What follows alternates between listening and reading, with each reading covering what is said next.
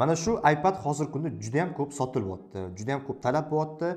Mendan juda ham ko'pchilik so'rashdi. Mana shu iPad 10 ni obzor qilib bering deb, hozirgi kunda sotib olishga arziydimi yoki yo'qmi? Bu iPad 2022-yil chiqqan iPad, ya'ni 10-pokoleniya. Hozir ochib ko'ramiz. Men bundan oldin unpacking qilib bo'ldim, ochib bo'ldim. Mana iPadni o'zi ko'rinishi именно ko'k rangini men zakaz qildim. Mana olib kelib berishdi. Ya'ni French Store'ga men kattakon rahmat deb qolaman va opsiyaga yozib qoldim. Agar sizga shunaqa iPad kerak bo'ladigan bo'lsa, ularga bemalol murojaat qilsanglar bo'ladi. Ko'rinishi yomon emas, dizaynlari juda ham chiroyli, ranglari ham juda menga yoqdi va iPadning eng global narsasi, menga yoqadigan tomoni, korobkasidan mana bunaqa 20 wattlik головкасы chiqadi. 20 wattlik головкасы chiqadi. Bu головкani siz xohlasangiz iPadga ham ishlatsangiz bo'ladi, xohlasangiz iPhone'ingizga ham ishlatsangiz bo'ladi va Type-C kabeli chiqadi. Mana materialli iPhone 15 va iPhone 16 dagi o'xshagan kabeli chiqadi. Bu chunki Type-C ga o'tgan. Ko'rinishi lekin menga juda ham yoqdi. Hozir xarakteristikalari va ekranlari qanaqa, necha Hz ishlaydi, PUBG Mobile necha FPS ochadi, kamerasi qanaqa, buni hammasini ko'rib chiqamiz. Siz uchun videoga like bosib qo'ying va kanalimga obuna bo'lish esdan chiqmasin. iPadning korpusiga keladigan bo'lsak, orqa tomoni va yon tomonlari ham metallический bo'ladi va kamerasi bitta dona bo'ladi. Ko'rayotgan bo'lsanglar, juda ham chiroyli ko'rinishi. Bu iPad 10-pokoleniyasi. Zaryad oladigan joyi Type-C bo'ladi va kolonkasi mana ko'rayotgan bo'lsanglar, stereo kolonka bo'ladi. 4 ta tomonida ham bor kolonkasi va bu отпечаткали bo'ladi. Touch ID bo'ladi. Mana Touch ID bo'ladi. Mana ko'rayotgan bo'lsanglar, Face ID bo'lmaydi va oldi kamerasi keladigan bo'lsa, oldi kamerasi mana shu joyga joylashtirilgan. Ya'ni nimaga bu yerga joylashtirilgan?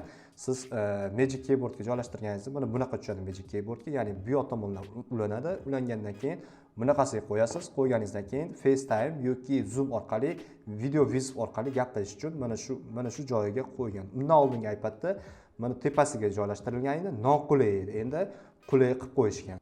iPadning yaxshi tomonlaridan bittasi, xohlasangiz bunaqasi, xohlasangiz vertikalni, xohlasangiz gorizontal, xohlasangiz bunaqa teskari ham ishlatsangiz bo'ladi.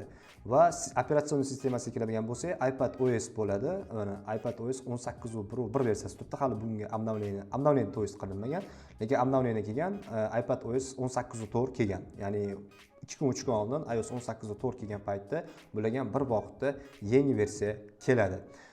macOS ga ham o'xshab ketadi operatsion sistemasi, iOS ga ham o'xshab ketadi. Qulayliklari bor. Buni qulaylik tomoni menga juda ham yoqadigan tomoni, mana jest degan joyida mana shu funksiyasini yoqib qo'yadigan bo'lsangiz, chap tomondan va o'ng tomondan hozir o'zingiz ko'rasiz nima bo'lishini. Mana o'ng tomondan chiqazadigan bo'lsam, mana zametka ochiladi. Chap tomondan qiladigan bo'lsam, misol uchun bu narsani men screenshot qilmoqchi bo'lsam, chap tomondan qilsam, mana screenshot bo'ladi. Mana shu tomonlari menga iPadda yoqadi. Qulayliklari bor, yo'q emas. Buni xotirasiga keladigan bo'lsak, qo'limdagi bazaviy versiyasi 64 talik va buni 256 talisi ham bor. Hozirgisi Wi-Fi-li, menimcha Wi-Fi-li sotib olish kerak deb o'ylayman, chunki ko'pchilik ham Wi-Fi-li sotib oladi, chunki sim kartaliga qaraganda arzonroq yuradi Wi-Fi-li varianti. Baribir hech kim sim karta tiqib, buni ko'chada ishlatib yurmaydi, chunki birinchi o'chirda baribir noqulay ko'chada ishlatib yurisham, chunki katta, kichkina emas. iPad yana bitta yoqadigan joyi, nastroykaga kirasiz, jest kirganingizdan keyin rejim splitni yoqib qo'yasiz. Yoqib qo'yganingizdan keyin siz misol uchun zametkada o'tiribsiz, nimadir yozib olganingizdan keyin bir vaqtda o'zida damoy shuna ko'tarasiz, kalkulyator ustiga bosib turasiz va o'ng tomonga, xohlasangiz chap tomonga tashlab qo'yasiz, hisob-kitob qilasiz. Hisob-kitob qilib bo'lganingizdan keyin buni misol uchun zakrit qilib qo'ysangiz ham bo'ladi, xohlasangiz bu yoqda zametkangizni davom etib tursangiz bo'ladi. Ya'ni bir vaqtda o'zida ikkita ilovani ochib foydalansangiz bo'ladi. Mana shu tomoni juda ham zo'r. Mana shu iPad 10-pokoleniyasi iPad Air chiqqan 2020-yil, o'shani korpusini, dizaynini xuddi shunga qo'yib qo'yishgan. Ekraniga keladigan bo'lsak, ekrani IPS ekran, lekin ekran yorug'ligi kamroq, 500 nit, ya'ni ko'chada yorug' paytda boshqarib ketayotganingizda ekranning yarkisi, ya'ni yorug'ligi sizga yetmaydi, xiraroq ko'rinadi va ekrani 60 Hz.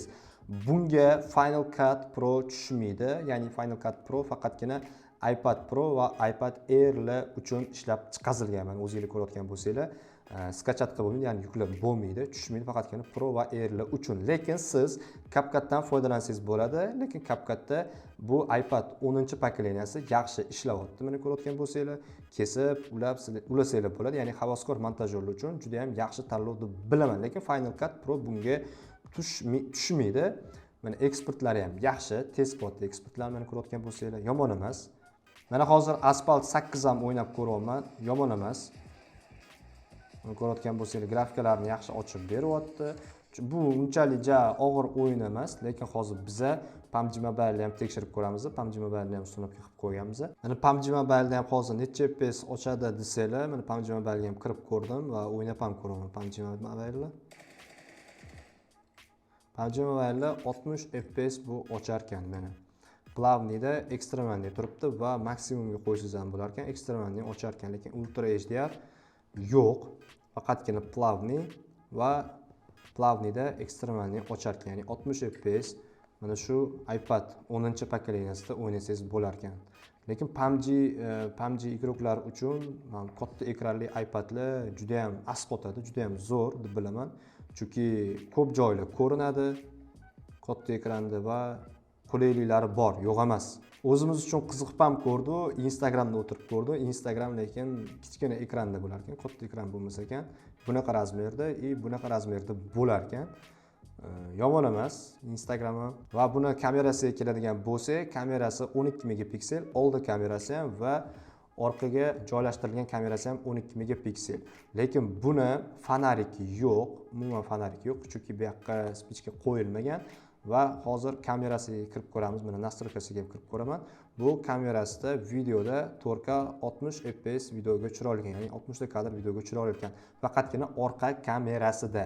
Lekin oldi kamerasiga keladigan bo'lsak, bu orqa kamerasi 1x bor va optический 2x bor.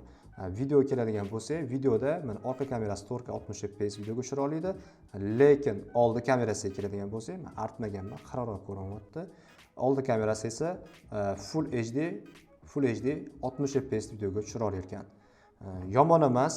Buni batareykasiga keladigan bo'lsak, 4600 amperli batareya qo'yilgan. Sizga deyarli 1 kunga xizmat qiladi. Отпечаткалар juda ham yaxshi ishlayapti. Boyaslarga ko'rsatdim va zaryad qiladigan joyi Type-C 20 vattda bistri zaryadkada zaryadlasangiz bo'ladi. Mana buni asosiy kamerasi iPadni, ya'ni 10-pokoleniyani 12 megapiksel, hozir 4K 60 FPS da videoga tushiryapman. Bu orqa kamerasi va buni optический zoom ham bor, 2x bor.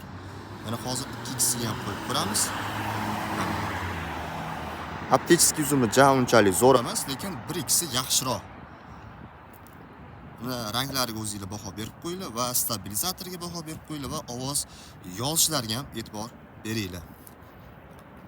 Qalay sifatda yaxshi, lekin iPad uchun. Mana bu esa oldi kamerasi 12 megapiksel, Full HD 60 FPS da videoga tushira oladi. 4K format yo'q. Faqatgina Full HD 30 FPS va 60 FPS va HD razresheniyada ham videoga ola olasiz. Sifatiga baho berib qo'yinglar. Bu Full HD 60 FPS va ovoz yo'lishlariga ham baho berib qo'yinglar mana o'zingizlar. Sifatlari yomon emas, yaxshi iPad uchun. Ya'ni iPad 10 uchun demoqchiman.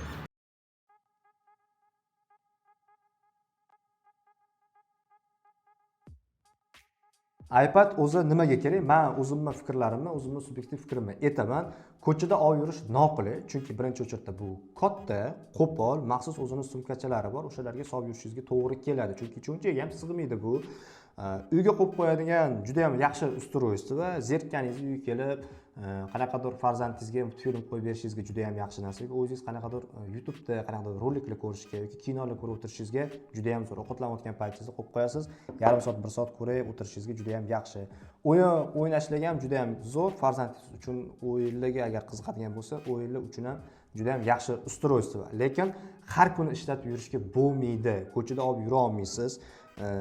Juda ham noqulay deb bilaman. Men o'zim subyektiv fikrimni aytayapman. Lekin uyga qo'yib qo'ysangiz, zerikkaningizda qanaqadir kinolar, qanaqadir roliklar yoki zerikkaningizda ozgina o'yinlar o'ynab o'tirsangiz, juda ham yaxshi deb bilaman mana shu iPad. Siz bunga qo'shimcha aksessuarlar oladigan bo'lsangiz, hop, Apple Pencil'lar qo'llab-quvvatlaydi, ya'ni Apple Pencil'lar birinchi pokoleniyasi Type-C bunga tushadi. Mana bu yerda magniti bor, yopishadi va Magic Keyboard kiradigan bo'lsa, mana bu joy orqali ulanadi, podключение bo'ladi. Lekin u sotib olgan Magic Keyboardingiz $200-300 klaviaturangiz iPad Air bilan iPad Pro ga tushmaydi. Chunki iPad Air bilan iPad Pro da mana bu orqa tomonidan, zadniy panelidan podключение bo'ladi, orqa tomon qismidan ulanadi. Bunda esa past tomondan ulanadi. Agar siz Air ga o'sha chexollari bormi yoki Magic Keyboarddan oladigan bo'lsangiz, iPad Pro ga ham tushib keturadi. Bunga siz oldingizmi, ya'ni aksessuar oldingizmi, Pro bilan Air ga qo'ya olmaysiz. Mana minuslardan bittasi shu. Yana bitta zo'r tomoni, nastroykaga kirganingizdan keyin JS ga kirib turib, mana shu funksiyasini yoqib qo'yadigan bo'lsangiz, ilovadan ilovaga o'tmoqchi bo'lsangiz, 4 ta barmog'ingiz bilan chapga yoki o'ngga qiladigan bo'lsangiz, o'sha kirgan ilovalaringizga tez-tez o'tib ketasiz, meni ko'rayotgan bo'lsangiz. Mana shu tomonlari juda ham yaxshi. Bunaqasi ham ishlaymikan? Buni bu yoq tomonida ham vertikal holatda ham ishlayapti va gorizontal holatda ham ishlayapti.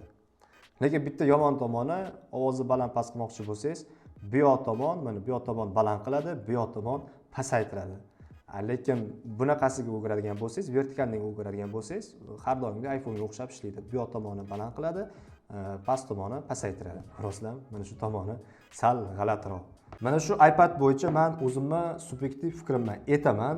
iPad 10 bo'yicha narxi esa uncha qimmat emas. Narxini ham boshida aytdim, $300 dan $330 gacha sotib olsangiz bo'ladi. Kimlar uchun maslahat beraman? Imminni farzandi bor insonlar uchun juda ham zo'r tanlov deb bilaman. Chunki birinchi o'chirda bu pulga siz sifat sotib olasiz, chunki yillar davomida 3 yil 4 yil xizmat qiladi va безопасность bo'yicha ham juda ham zo'r.